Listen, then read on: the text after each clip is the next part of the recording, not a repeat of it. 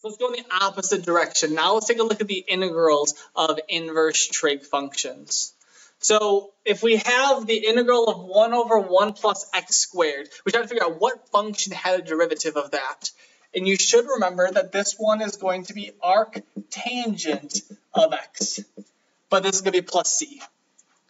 Now, taking a look at the next one, 1 over the square root of 1 minus x squared, the integral of that is going to be our arc sine x plus c. And then this last one is going to be arcsecant of the absolute value of x plus c. So be careful. So this one's a little tricky, this last one, is that there's no absolute value here, but there is an absolute value over here. So just a small twist. Now, in general, this is going to be probably the least likely one that you'll see. These two are a lot more popular to come across. In particular, this one is the most common one you're going to see. You're going to see arctangent all the time, especially in Calc 2. We're going to see that it just gets used all the time. So if we take a look now at some properties about these three, notice I'm not writing anything about the integral of negative 1 over 1 plus x squared dx.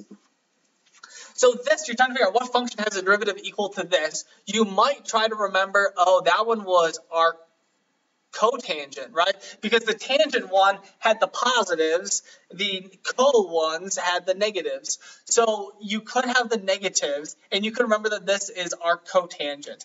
But this is just a constant, a negative 1. I'm allowed to pull that out if I want to, right? So this is just negative integral of 1 over 1 plus x squared dx. And I know that this is arctangent. So I have negative arctangent of x plus c. So you don't need to remember any of the other three. Just remember one of these from each of those pairs, and you now have all 6 of them. You don't need to use arc cotangent. You don't need to use arc cosine, any of that. Just use these 3. If there's negatives, pull them out and then integrate with the positive part of that. So just a little shortcut to help you not have to memorize all 6 of those integrals, just these 3 integrals that you should know. So if we take a look at some examples now, 1 over 1 plus 9x squared. How do we integrate this? These become a little bit tricky because we're going to be doing a lot of u substitution, but how we're doing it requires a little bit of algebra first. So here, what we're going to do is we're going to rewrite this, because notice what I have here is I have something here squared. My goal is to, when I use this, is I want to have a 1 plus something in parentheses that will be squared. So I'm going to rewrite this as 1 over 1 plus 3x, that quantity squared dx. I rewrite this in this manner, and this is going to help me pick my u. So I'm going to now let u be equal to 3x. Then du is going to be 3dx, so I divide over the 3. So this is going to be 1/3 the integral of 1 over 1 plus u squared du. So I pick that 3x to be my u, so that now what I have is I have 1 over 1 plus u squared du. And that's going to be the when I find the antiderivative of that, it will be arctangent of u. So this becomes 1/3 arctangent of u plus c, but now I just plug this back in. I have 1/3 arctangent of 3x plus c. So there we go. That is my antiderivative. Now, you might, if you like to use the textbook, you like to use other resources, they might just use a general formula that says the integral of 1 plus a x squared is going to be something. Don't memorize those formulas. Just simply remember how to do it this way, because those formulas, you're not going to have those for the exam, so you'll just want to become more familiar with the actual manipulation of it algebraically. So this other one here, if I have 9 plus 4x squared, you might be thinking, I'm just going to do the same thing, right? But the problem here is this 9. This needs to be a 1. The top number doesn't have to be a 1. I could pull out any constant. If this is a 5, I just pull the 5 outside and I have a 1. But if I have it on the bottom, I can't quite do that. So I'm going to need to try to figure out, how do I make this a 1? Well, to make this a 1, I could factor out a 9.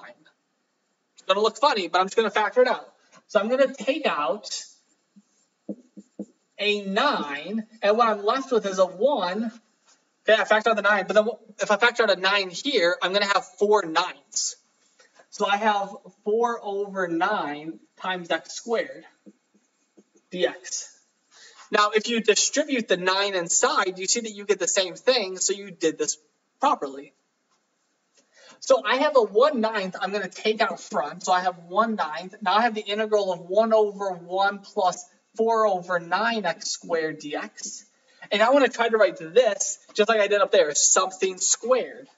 So this, I get 1/9 integral 1 over 1 plus 2x over 3 quantity squared dx. So 4 9 x squared can be written as quantity 2x over 3, that's squared. Now I can do my u substitution. Now I have this 1 over 1 plus something squared. So I can say, let u be equal to 2x over 3. du is going to be 2/3 dx, or in other words, 3/2 du is equal to dx. So I can pull that 3/2 out front.